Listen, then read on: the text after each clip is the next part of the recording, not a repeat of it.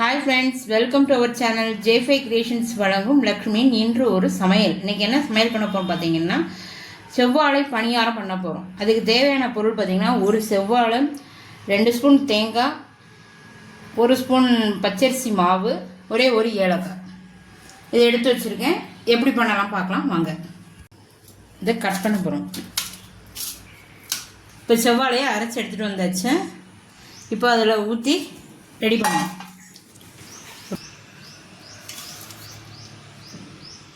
மண்டை வெள்ளத்தை காய்ச்சி ரெடி பண்ணி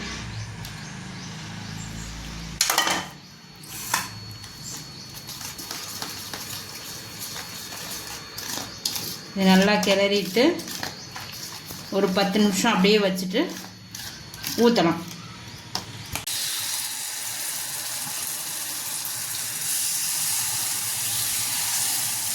இப்போ பணியாரம் ரெடி ஆகிட்டு எல்லாத்தையும் எடுத்து சாஃப்டான பணியாரம் எடுத்தாச்சு.